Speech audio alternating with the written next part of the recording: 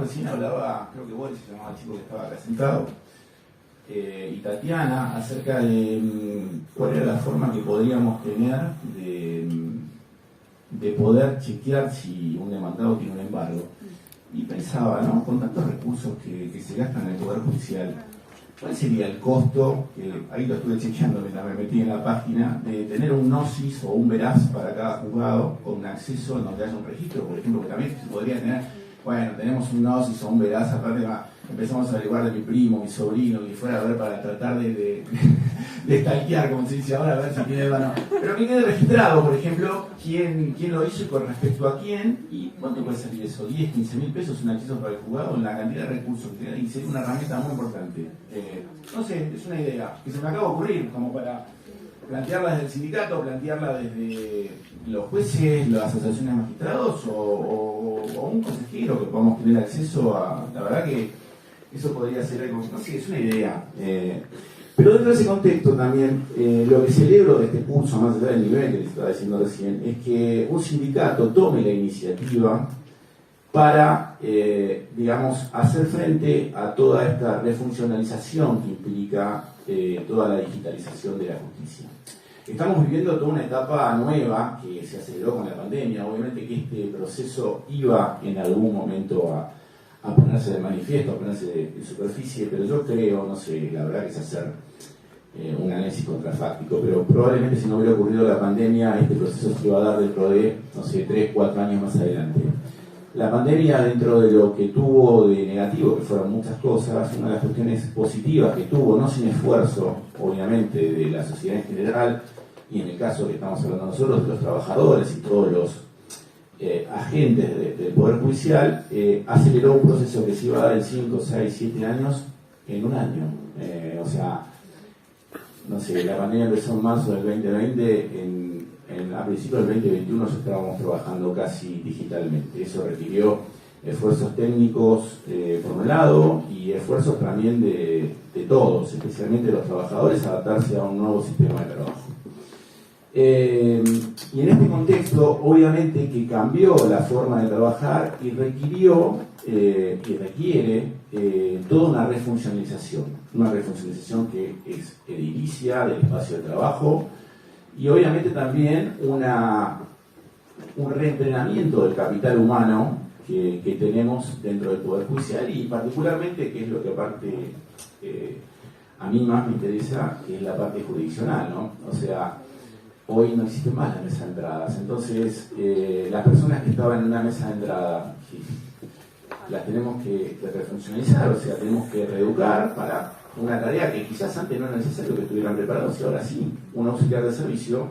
antes probablemente a lo mejor tenían que hacer tareas auxiliares como ir a hacer una remisión, ir a hacer cédulas o lo que fuera, y hoy esa tarea ya está totalmente digitalizada.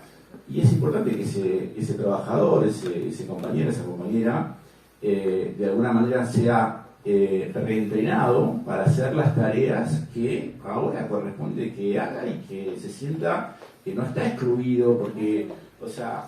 lo más importante de este tipo de cuestiones es que un trabajador tiene que estar dignificado en su trabajo y en su ámbito laboral y sentirse útil.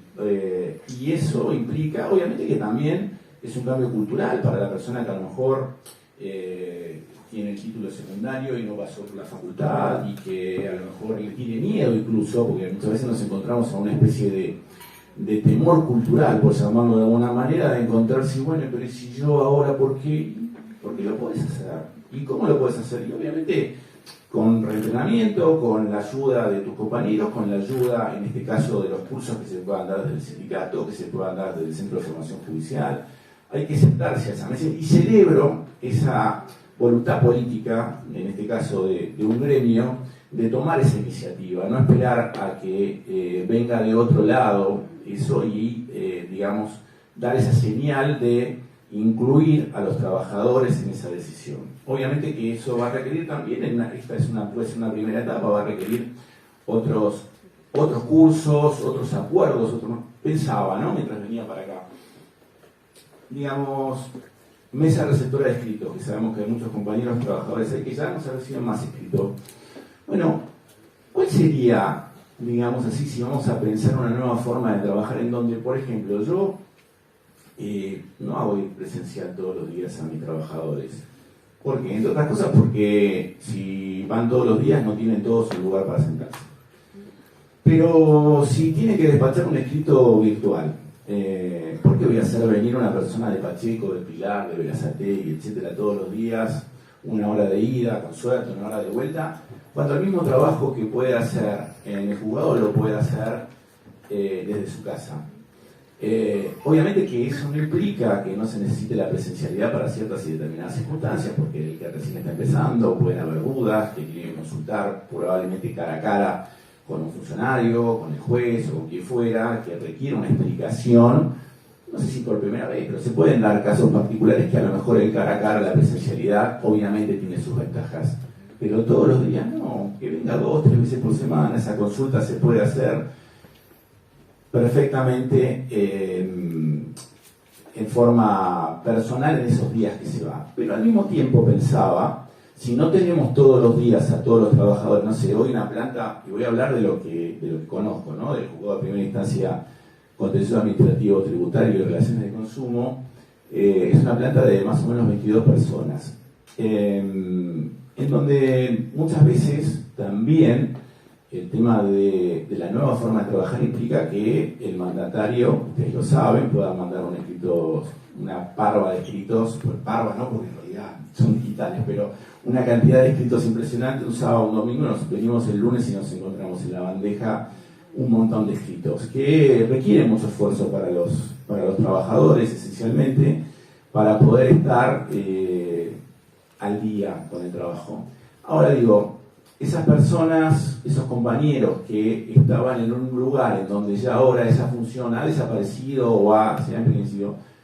¿qué posibilitaría de que se agrande la planta de un juzgado en la medida en que no todos tengan que ir? O sea, en vez de tener 22,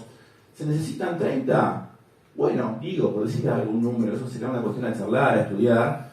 pero si no los voy a tener a todos, digamos, implica, por un lado, la dignificación del trabajador, que ya pasa a ser una tarea que termine siendo útil y no tenga que estar en una oficina en donde ya ha perdido mucha parte del trabajo que hacía. Que lo hagan 30, el trabajo que antes hacían 22, implica un alivio. Y por otro lado, no tiene costo cero, porque en definitiva ese personal ya está dentro de la planta permanente o provisoria, que podría llegar a ver, bueno, dependerá la situación de revista de cada uno, ya está dentro del Poder Judicial. Y lo único que estamos haciendo es refuncionalizando, pensando en la nueva forma de trabajar y pensando también en aliviar el trabajo a la cantidad de gente que hoy tiene que salir a hacer ese tipo de trabajo en menor cantidad de tiempo, porque antes los mandatarios tenían. Estamos hablando de juzgados contenciosos administrativos en donde el 93% por estadística del trabajo son ejecuciones fiscales. Entonces, tenemos mandatarios que por ahí nos presentan 2.000 escritos, por decir algo, en un mes, cuando antes tenían que ir, presentarlos, ver si estaban letras, apretan un botón y el Código Procesal no cambió y el juzgado supuestamente tiene 3 días para hacerlo. Probablemente no lo hagamos en ese plazo porque no damos abasto, pero si queremos cumplir con esos plazos, o por lo menos acercarnos a esos plazos, quizás necesitamos una planta más grande. ¿Y por qué no cubrirla con compañeros que hayan sido refuncionalizados como recurso humano y que pasen a hacer un trabajo que antes no hacían con este tipo de cursos, con otro tipo de cursos, digamos, en la cual podamos tener un poder judicial que cumpla con las expectativas de la sociedad, que es en definitiva lo que tenemos que apuntar? Pensaba, por otra parte, muchos compañeros probablemente para poder trabajar de manera remota no tienen los recursos técnicos para hacerlo. Bueno, no sé, yo conozco, acabo de venir, tengo una hija viviendo en el exterior, trabaja en una empresa informática que también lo hace de manera virtual, y esa empresa le entrega como dato una notebook en la cual puede trabajar de su casa. Usted puede decir, bueno, sí, una notebook para cada trabajador. Y si sacamos cuentas, obviamente que el poder de compra que puede tener el Poder Judicial comprado en cantidad, pues no, es un gasto, pero es un gasto que de alguna manera se retribuye con la mejor prestación de servicio. Y además, vemos tantos gastos que son realmente innecesarios que invertir en recursos tecnológicos para que los recursos humanos a su vez puedan trabajar mejor y con confort y cada uno hacerlo no sé si todos de su casa, pero como esto que digo, sí, yo hago venir la mitad un día, la mitad el otro, y ¿por qué voy a estar viniendo todos los días a una persona que a lo mejor, como nos pasa a la mayoría, yo mismo vivo a una hora y pico de viaje,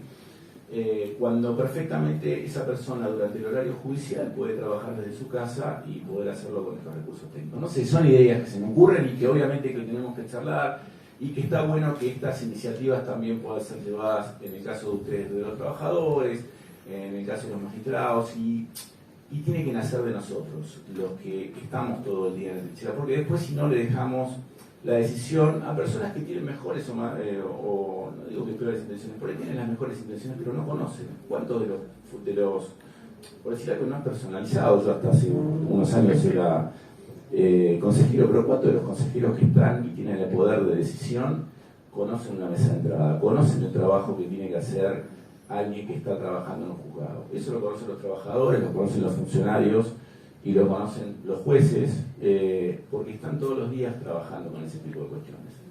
Y creo que este sindicato particularmente tiene mucho para decir, porque además tiene la mayoría de la representación de los trabajadores en la parte jurisdiccional. Así que me parece que celebro este ecumenismo, digamos, que podamos llegar a tener, en el cual jueces, trabajadores, funcionarios, podamos pensar soluciones para la etapa que se viene. Y en ese contexto que hayan, insisto, tomado la iniciativa del propio sindicato de poder reinstruir o instruir o formar el recurso humano para la etapa que se viene es muy importante. Y les agradezco por eso.